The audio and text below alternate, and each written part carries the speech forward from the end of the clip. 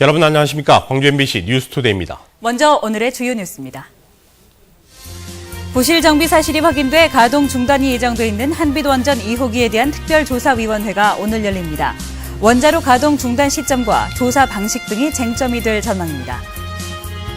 2013 F1 코리아 그랑프리가 영암 서킷에서 막을 내렸습니다. 만성적인 적자 구조나 대회 운영사와의 불합리한 계약 등이 해결해야 할 과제로 떠올랐습니다. 호남과 충청권 인구 격차가 갈수록 더 커지고 있습니다. 지난달 말 기준으로 인구 격차는 12,000여 명으로 벌어졌습니다. 공적자금관리위원을 결정하는 국회 절차가 지연되면서 광주은행의 인수 후보자 선정 작업도 늦어지고 있습니다. 부실 정비가 확인돼 가동 중단이 예정돼 있는 한빛원전 2호기에 대한 특별조사위원회가 오늘 열립니다. 원자로 가동을 언제 중단할지와 그리고 어떤 방식으로 조사할지가 쟁점이 되고 있습니다. 김인정 기자입니다. 승인받지 않은 재질로 원자로를 보수한 사실이 드러난 한빛원전 2호기. 원자력안전위원회가 가동 중단을 결정한 뒤 구성한 특별조사위원회 2차 회의가 오늘 열립니다. 가동 중단을 결정한 지 40여일 만에 열리는 이번 회의에서는 한빛 2호기를 언제 멈추고 조사에 들어갈지 집중적으로 논의할 예정입니다. 언제 중단할지도 관심이지만 어떤 방법으로 원자로 부실 정비를 확인할 것인지도 입장이 갈려 있습니다. 한수원은 원자로 표면만 검사해 결함을 확인하고 안전에 문제가 없으면 인콘의 690으로 문제 부위를 더 씌워 보강하자는 방법을 밀고 있습니다. 하지만 영광 지역 단체들은 표면 검사만으로는 부족하다며 4개 층으로 용접된 신부 일부를 잘라내 검사하고 원자로에 문제되는 부분을 깎아내 새로 다시 보수하자고 주장하고 있습니다. 이번 회의에서 어떤 방식이 채택되느냐에 따라 2호기 가동 중단 시점도 함께 결정될 것으로 보입니다. 한편 지난 2월 한빛원전 2호기를 보수했던 두산중공업이 승인받지 않은 인콘의 600재질을 사용한 사실이 내부 고발로 드러났고 원자력안전위원회가 2호기 가동 중단을 결정한 바 있습니다. MBC 뉴스 김인정입니다. 호남과 충청권 인구 격차가 갈수록 커지고 있습니다. 충청권 인구는 지난 5월 건국 이래 처음으로 호남 인구를 추월했고 넉 달이 지난 지난달 말에는 그 격차가 12,900여 명으로 커졌습니다. 충청권은 세종시 탄생과 수도권 규제로 인구 유입이 꾸준히 늘어난 반면 호남권은 인구 유출 현상이 계속되면서 양 지역의 인구 격차는 더 벌어질 것으로 보입니다. 이 같은 인구 역전 현상으로 충청권에서는 호남권보다 5명이 적은 국회의원 정수를 인구와 유권자 수에 맞게 늘려야 한다는 목소리가 커지고 있습니다. 공적자금관리위원회 결정이 지연되면서 광주은행의 인수 후보지 선정 작업이 늦어지고 있습니다. 금융권에 따르면 여야목 민관위원 추천 안건이 지난 4일 국회 정무위원회에 상정됐지만 여당 추천 인사에 대한 적절성 논란으로 처리되지 못하고 오늘 다시 논의하기로 했습니다.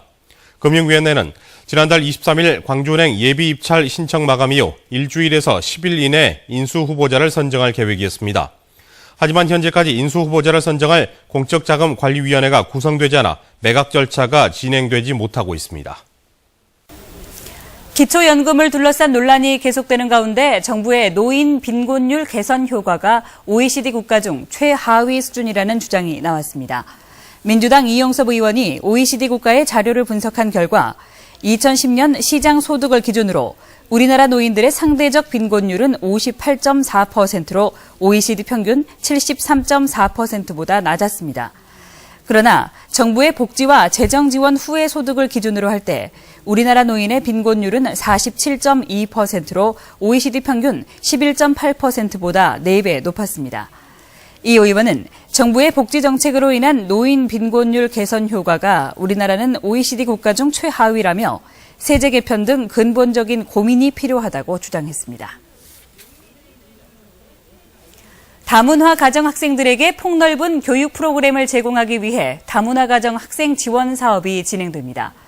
광주시 교육청은 다음 달부터 내년 2월까지 다문화 가정 학생 지원 사업을 진행하기로 하고 기관당 500만 원 규모의 다문화 학생 지원 사업을 공모한다고 밝혔습니다.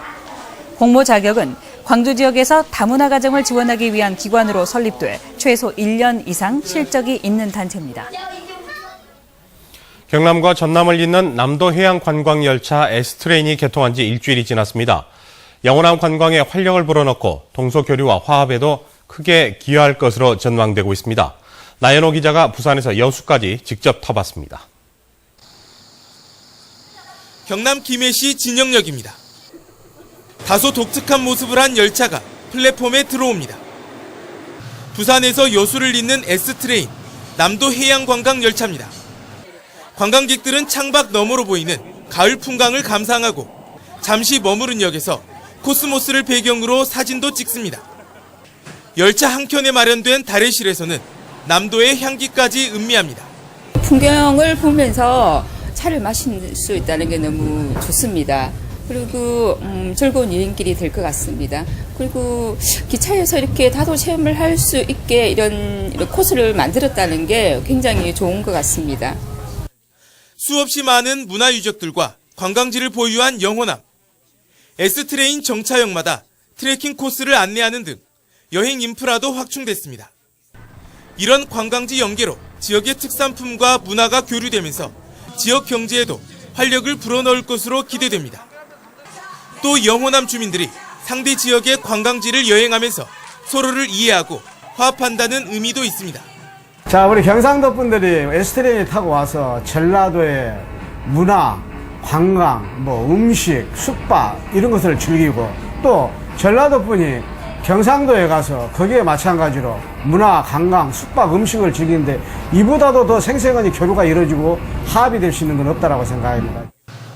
지난달 27일 개통 이후 부산에서 여수로 향하는 S트레인은 매번 매진될 정도로 인기가 높은 상황.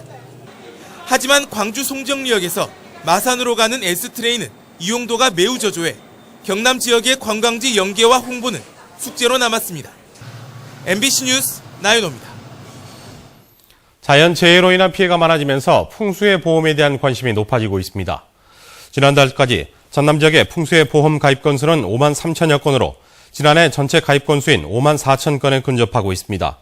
풍수해 보험은 태풍과 홍수, 대설과 지진 등에 의한 피해를 보상받을 수 있으며 지난해 전남에서는 800건의 자연재해를 인정받아 67억 원을 보상받았습니다. 올해 양파값이 강세를 보이면서 내년에 전남 지역 양파 재배 면적이 크게 늘어날 것으로 전망됐습니다.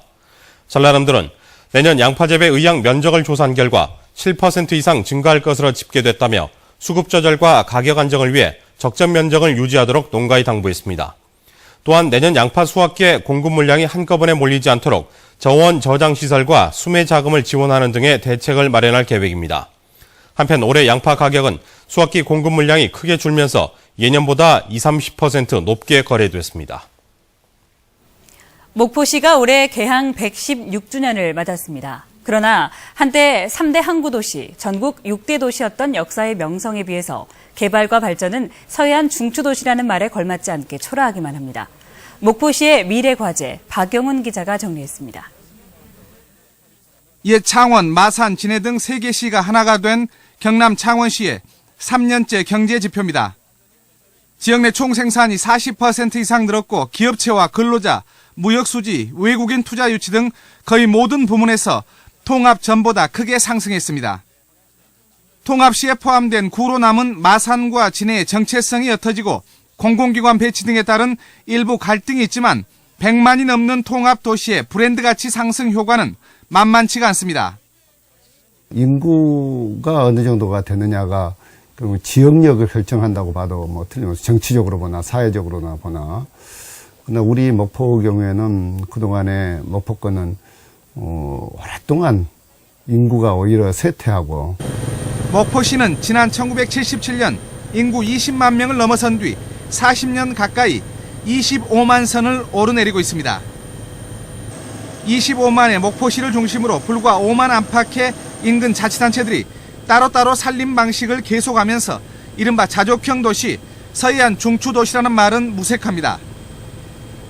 이런 산업 기반을 만들기 위해서는 지금 우리가 행정구역의 광역화라고 하는 게 전제되지 않으면 사실은 산업 기반도 제대로 만들기 쉽지 않고 또 새로운 소비 기반도 만들기가 쉽지 않다는 게 그게 문제죠. 유일한 대기업인 현대 삼호중공업을 제외하면 목포권의 경우 직원 100명 이상의 기업을 찾아보기 어렵습니다. 조선업 중심의 산업 기반을 관광과 자동차, IT 등 다양하게 넓히지 못할 경우 인구 유입을 통한 거점 도시 육성은 쉽지 않을 것이라는 게 일반적인 관측입니다. 기형적인 생산 기반은 젊은 인재들의 외부 유출을 포함한 교육과 문화 전반에도 영향을 줄 수밖에 없는 악순환을 낳을 수 있습니다. 미래 목표를 위한 실현 가능한 도시 개발 전략이 시급합니다. MBC 뉴스 박영훈입니다. 광주지방법원의 양형 기준 준수율이 전국에서 가장 낮은 것으로 나타났습니다. 민주통합당 서영교 의원이 대법원에서 제출받은 자료에 따르면 광주지법의 지난해 양형 기준 준수율은 83.2%로 서울 서부지법과 함께 전국 18개 지방법원 가운데 가장 낮았습니다. 서 의원은 법관이 양형 기준을 지켜야 할 구속력은 없지만 대법원 양형위원회가 기준을 정하고 있는 만큼 특별한 사정이 없는 한 법관들이 준수해야 한다고 지적했습니다.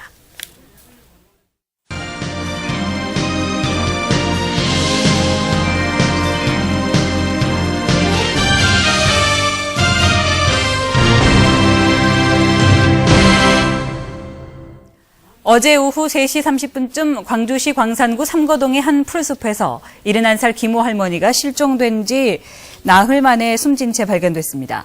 경찰은 요양병원에서 치매 치료를 받고 있던 기 할머니가 병원을 빠져나왔다가 저체온증으로 숨진 것이 아닌가 보고 병원 측을 상대로 관리 소홀 여부 등을 조사하고 있습니다.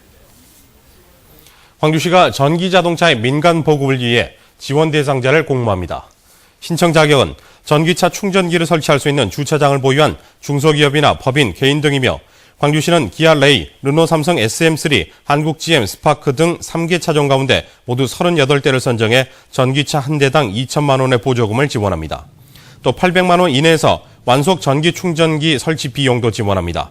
신청 기간은 오늘부터 25일까지며 광주시에 직접 방문 접수하면 됩니다. 이용객이 크게 늘고 있는 자동차 야영장에 대한 특별 점검이 실시됩니다. 전라남도는 오는 15일까지 자동차 야영장의 오수 처리 실태와 건설 폐기물의 부적정한 사용 여부 등에 대한 특별 점검을 실시합니다. 전남 지역에는 곡성 도림사 오토캠핑장과 해남 땅끝 오토캠핑장 등 자동차 야영장 43곳이 현재 운영 중에 있거나 건설 중에 있습니다. 올 시즌 최악의 성적을 기록한 기아 타이거즈가 대대적인 코칭 스텝 변화를 꾀합니다. 기아 타이거즈는 올 시즌 51승 74패 3무를 기록하며 신생팀 NC 다이노스에서도 순위가 밀려나 최종 성적 8위를 기록했습니다. 기아는 이순철 수석 코치 등 4명의 코치와 재계약하지 않기로 결정한 데 이어 이대진 투수 코치를 영입했다고 밝혔습니다. 한편 기아 팬들은 호랑이 사랑방 등의 인터넷 공간을 통해 선동열 감독의 책임론을 잇따라 제기하고 있습니다.